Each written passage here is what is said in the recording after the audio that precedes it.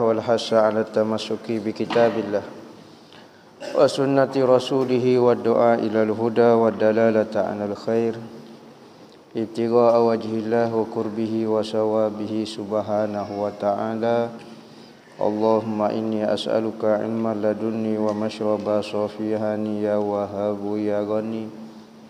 قال المؤلف رحمه الله تعالى ونفعنا به وبعلومه في الدارين آمين.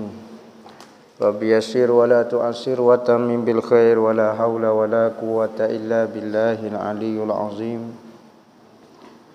إلهي أنت مقصودي ورضاك مطلوبي أعطني محبتك ومعرفتك.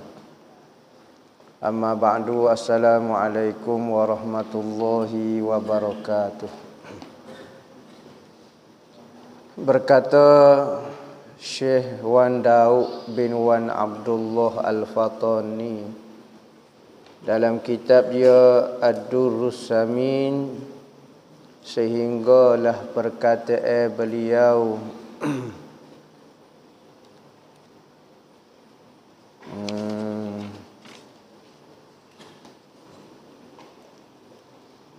dan lagi kata Syekh Sanusi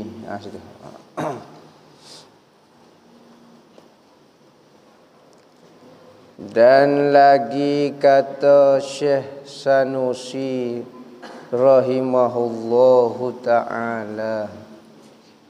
Syekh As-Sanusi pengarah kepada kitab Mata Ummu Barahim.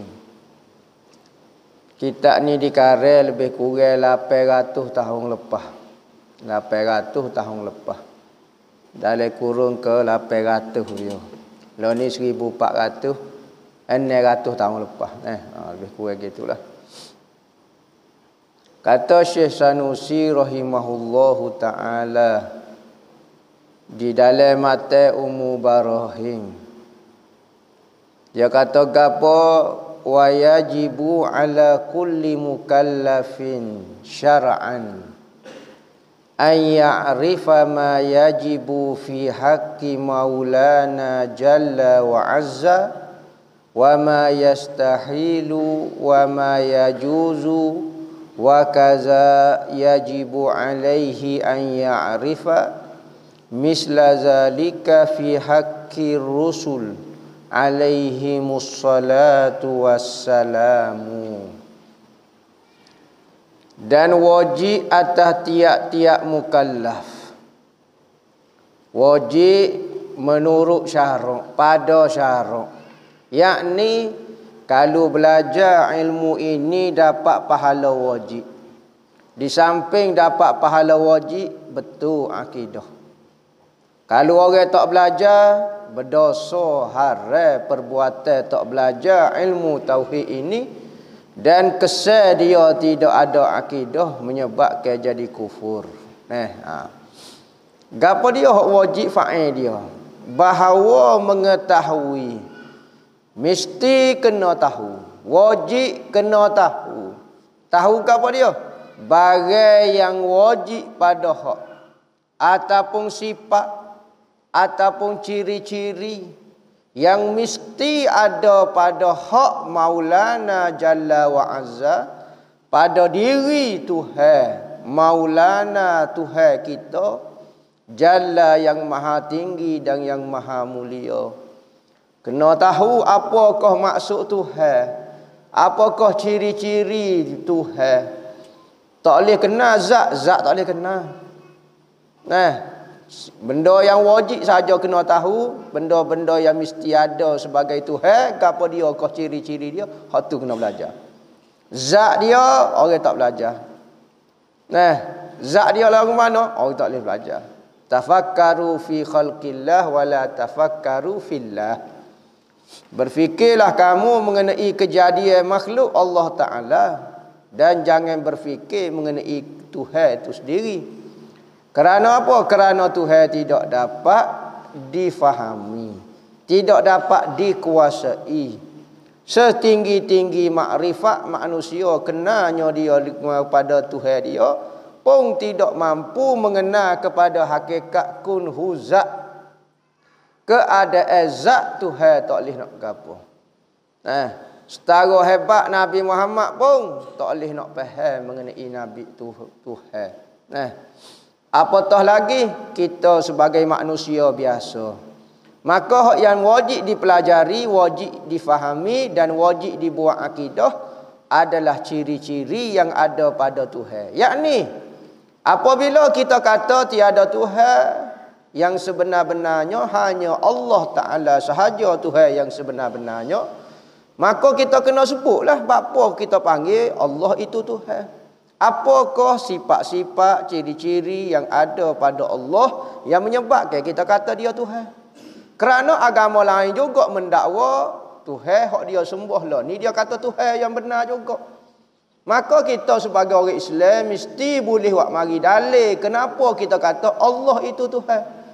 Agama lain kata hak ni Tuhan. Orang asli kata pokok ni Tuhan. Orang Yahudi kata agama dia Tuhan dia lagu ni. Orang Kristian kata hak ni Tuhan dia lagu ni. Orang sembah tokong, Buddha, Hindu, semua ada Tuhan dia. Tetapi sebut ciri-ciri Tuhan. Betul ke tak ciri-ciri ni ciri Tuhan? Kebanyakan dan semua agama selain daripada agama Islam memberi sifat dan ciri-ciri Tuhan dengan tidak betul. Kalau kita berujuh, kalau kita berkecek dengan dia, nescaya dia sendiri pun malu dengan Tuhan dia. Tuhan kepala gajah, Tuhan tangan banyak, tidak kau kelewat, nak tidur masalah. Kalau tobik luar negara, kelik kena karantin, pakai gelar banyak mana dek dia saja, tangan dia saja. Dia sorang tu berapa jam dia. Jadi kau masalah dah pula gelar banyak. Tangan banyak, ada duk tidur, ada perut bulat. Allah, tak comel. Dia mau puas hati kau dok waktu hem dah lagu ni. Dia sendiri hamba pun tak puas hati, tapi nak kata lagu mana? Muka dia muka lagu tu. Tak boleh kita. Jangan buat jahil kat hati kita. Terima kat benda orang nak royak. Sendiri dia sendiri pun tali air. Orang Kristian kata anak Tuhan kena salib, kena bergapo. Kena Tuhan dia. Lah nyanyo ke dia ni. Hamba pun kesian juga ke dia. Nano. Tuhan pula orang kesian ke dia. Lagu mana Tuhan dapat dibunuh? Lagu mana Tuhan dapat dikuasai? Sedangkan Tuhan itu satu benda hebat. Hak tu baru kita sembah. Kalau benda itu dapat disalib, benda tu dapat, tak berapa nak ganah lah mana. Maka macam-macam pasal pohonyo putar kok tu putar kok ni. Tak kira pohonyo lagi, Tuhan pohonyo, Tuhan poseto, tak ganah berat lajak dah tu. Hak ganah-ganah, hak warna biru lah. Goni lah goni. Maka Tuhan dia ada kelemahan. Tuhan pakai cawak saja. Kita pakai kain plekat, pakai bergabung. Nampak susah ya Tuhan dia. Jadi kau masalah pula. Maka benda-benda lagu ni kalau kita bincang, kalau kita duduk dengan insaf, nescaya nampak banyak kelemahan. Maka kita kena pilih Tuhan hak puas hati kita buat. Jadi Tuhan puas hati kita angkat tangan ke dia, berdoa, minta, merayu, merintih dengan dia, kita rasa puas hati. Kita kalau kita tengok dia pun tak puas hati lah mana. Lagu mana kita nak minta tolong. Maka kita kena tahu ciri-ciri Tuhan ni.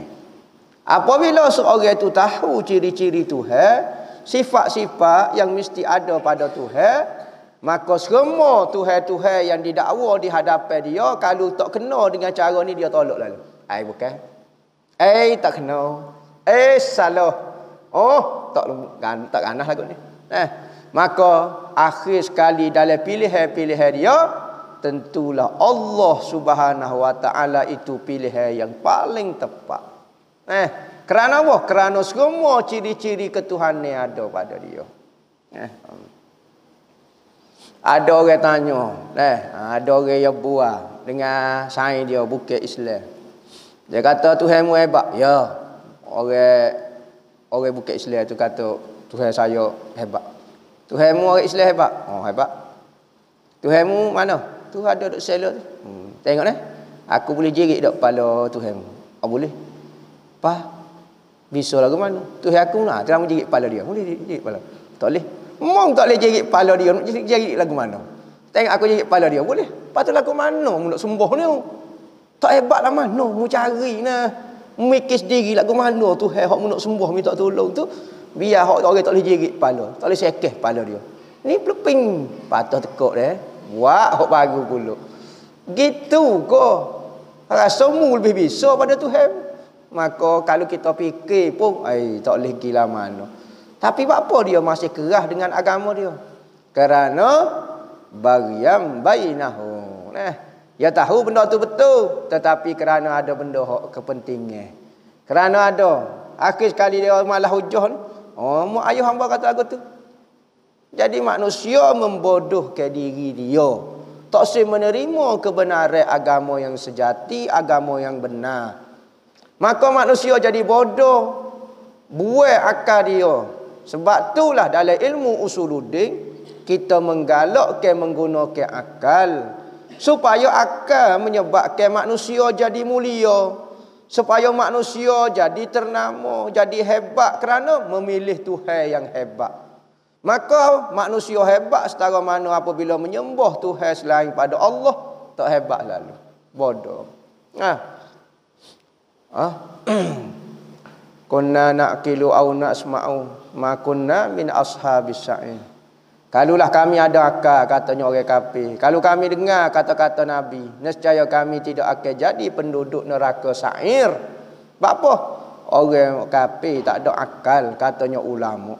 Kerana kalau dia akal, sebab apa dia tak ada akal? Sebab dia tahu benda itu tak layak dipanggil Tuhan. Tiba-tiba dia buat kerah-keruk juga gosok sekali. Kan orang kata, ni kan ikut mak dia, mak ayah hamba buat gitu, hamba tu tak berani. Tak berani lagu mana? Tuhan suruh yang akal kepada kita. Akal orang kafir, akal orang Islam sama sahaja. Kalau benda ni menurut orang Islam lemah. Satu benda tahu, hamba nampak lemah saja. Maka orang kafir akan berkata lagu tu. Tetapi dia berkerah kerana dia gitu. Bok ayah-ayah kami, abauna, ibu-ibu ayah kami buat lagu tu. Kami tak berani, tak berani. Siapa bila nak jadi tak cerdik lagu tu. Maka manusia menjadi mulia, jadi bijak dengan ikut agama Tuhan. Sebab tu setengah pendapat dalam kitab tafsir, orang kafir tidak ada akal, dia hanya ada otak sahaja. Lepas tu dia reka tu, dia reka bangunan, dia reka ke apa dia mau. Itu kerja otak, bukan kerja akal.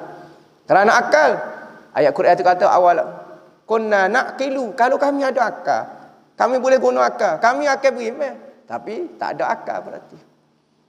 Ada tafsir kata menyatakan akal di sini akal yang bermanfaat. Yakni akal yang tidak bermanfaat ada orang kafir ya. Akal manfaat tidak ada. Kerana akal manfaat yang paling besar contoh dia bertuhan ke Allah itu Tuhan. Maka hak tu orang ada akal.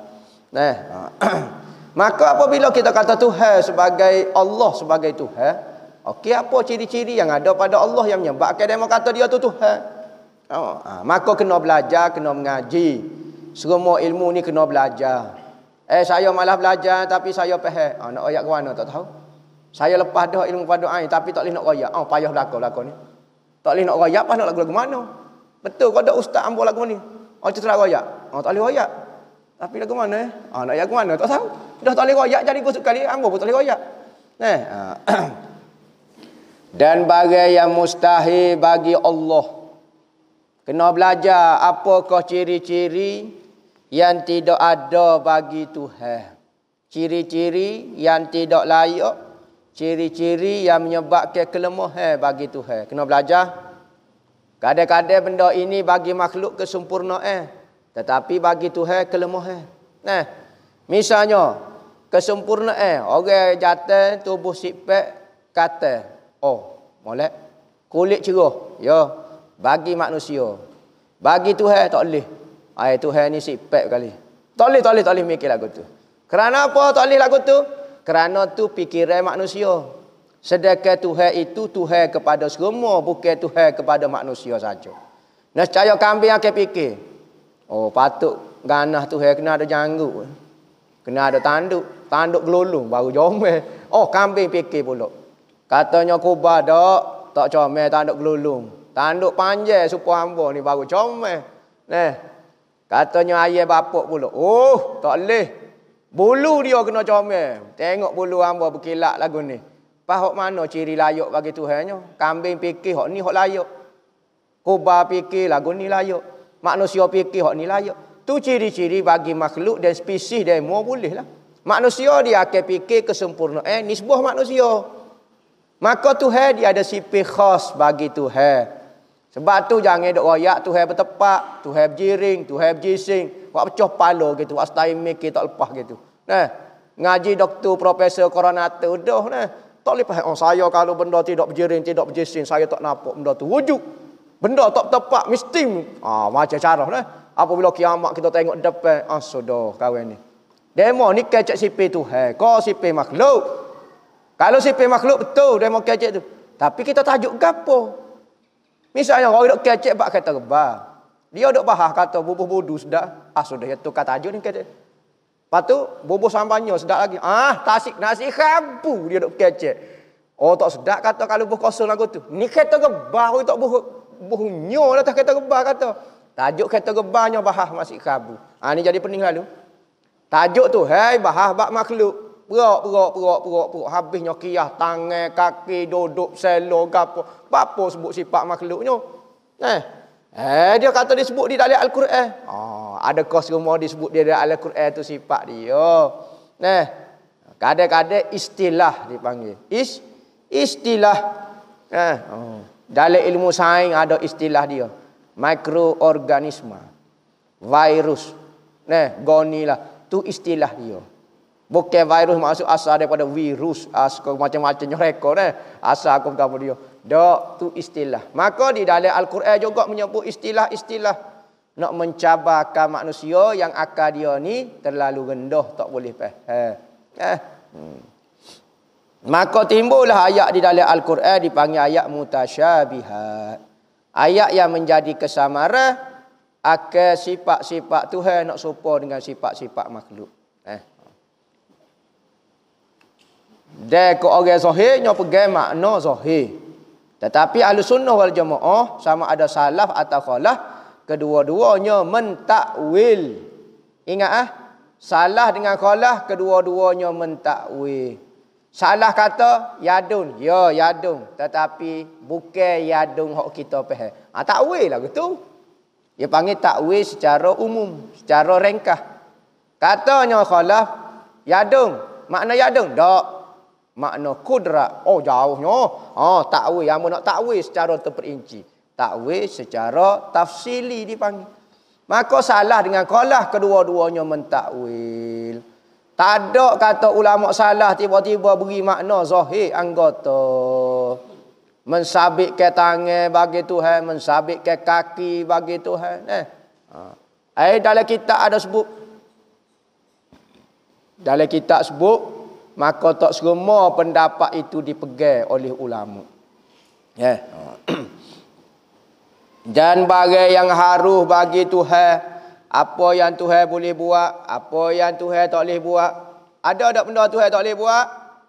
Tuhan kan bisa, Tuhan kan berkuasa. Kenapa Tuhan tak boleh buat benda ni? Ada sebab dia. Kena mengajilah. Apabila Tuhan kuasa, kadang-kadang orang tak faham hukum akal melemahkan Tuhan pula. Boleh kau tak Tuhan cipta syirik bagi dia? Boleh. Cuma dia malas ya. Sudah. Ni profesor jawab ni. Profesor Jabatan Akidah dan Falsafah. Nemo. Hak ni bahagia dia dah. Tetapi dia jawab lagu tu. Patut dia jawab lagu lain. Benda harus kau syirik bagi Tuhan ni. Dia tukar tajuk. Apabila orang kata boleh kau dak Tuhan cipta satu batu yang sehingga kehebatan batu itu Tuhan tak boleh nak akak batu tu. Besar batu tu. Ya, boleh mengalahkan tu. Ya. Boleh tak Tuhan cipta? Boleh. Cuma yang malas ya buat. Dia jawab. Dia jawab malas buat. Dia tak tahu batu yang berat yang tak boleh diakak Tuhan tu tak wujud pun sama sekali. Tak akan boleh diadakan. Kerana benda yang bisa pada Tuhan ini tak akan muncul sama sekali. Khayalan kita tak sedok kira lah. Tapi di alam kharij ni tidak akan muncul sama sekali. Bukan Tuhan tak boleh buat, tak boleh buat. Kerana benda tu tak wujud dipanggil benda-benda mustahil. Bukan di bawah tajuk harus akal, yang masuk bawah perbahasan mustahil. Apabila mustahil, tak boleh diwujudkan sama sekali. Kalau boleh diwujudkan, masuk dalam kategori benda harus. Pening dia. Jadi boleh kodok Tuhan cipta isteri bagi dia. Boleh kodok Tuhan cipta sayap bagi dia, nak tambah body dia ke, upgrade ke, nak buat spoiler ke, nak tinta ke, misalnya nak bubuh kapal terbang atas belakang ke. Tak boleh hukum dia nah. Dan demikian lagi wajib atasnya, bahawa atas mukallaf, bahawa mengetahui seumpama demikian itu pada hak segala pesuruh alaihi mussalatu wassalam. Begitu juga kita wajib kena kenal Muhammad Rasulullah. Apabila kita sebut la ilaha illallah, kena mengaji apa maksud Tuhan yang sebenar. Apa kaitan Allah dengan Tuhan yang sebenar. Apabila kita sebut Muhammad Rasul Allah, apa maksud Rasul Allah? Apakah ciri-ciri yang ada pada Nabi Muhammad menyebabkan kita kata dia Nabi? Apakah yang ada pada ciri Nabi Ibrahim, Nabi Yusuf, Nabi-Nabi lain? Apa kita kata dia tu Nabi? Kena sebut ciri-ciri dia. Ramai orang lah ni ngaku Nabi, ngaku gapo, tapi tak ada ciri-ciri itu. Kena mengaji. Sebab ramai orang ngaku jadi Nabi, maka kita tengok ada ke tak ciri-ciri itu. Maka kena betul belaka la ilaha illallah Muhammad Rasulullah. Maka kitab ni berbahas mengenai la ilaha illallah Muhammad Rasulullah. Tak keluar daripada tu. Bapa panjang lebar kita maunya syarah lagu ni. Nak suruh faham. Kadang-kadang benda tu mudah sangat ya. Tapi kadang-kadang kena syarah lebih sikit, takut demo tak faham. Maka erti mukallaf itu, apa maksud mukallaf? Iaitu orang yang akil, orang yang molek akal dia, tidak gila. Mudah sebut, akil ni tidak gila. Apa maksud gila? Akal dia sudah rosak, punah dan hilang. Akal molek. Lepas tu duduk mana? Hilang. Curi demo. Sudah gila punya demo. Dak akal ada. Lepas tu bunuh. Jalan juga.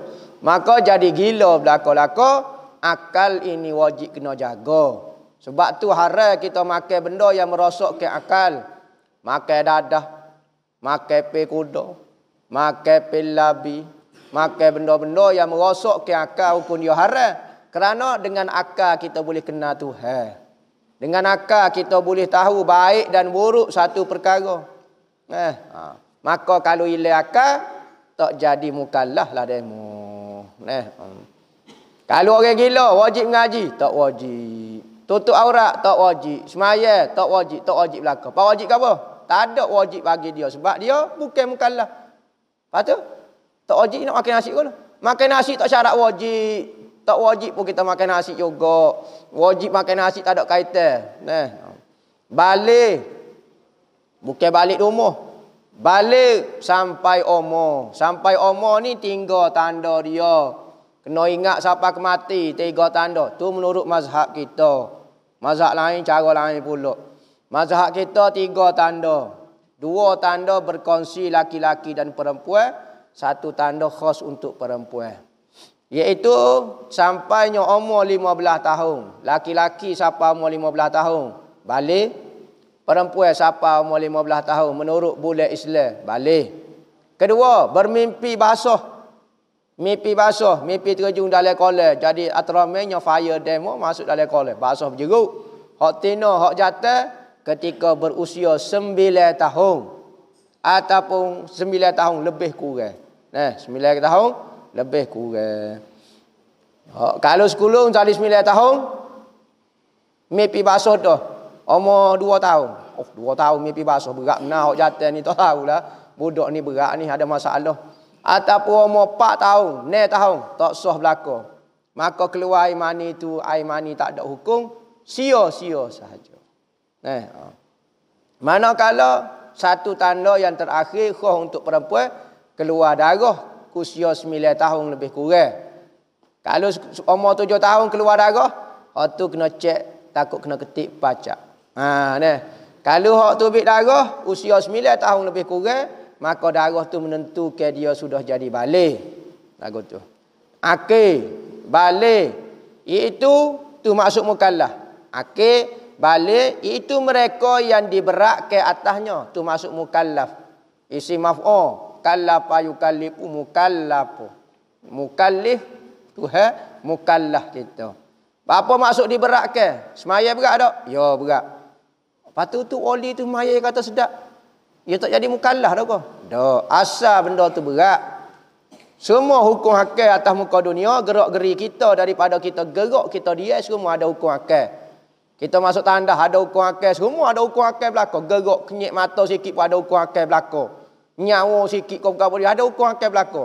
Haruh kau, haram kau tak keluar daripada 5 hukum. Maka manusia apabila tindak tanduk dia, gerak-geri dia dikawal, maka ia seberat. Tapi kalau kita nak buat apa dia bebas, tu tak panggil mukallaf. Supaya orang gila.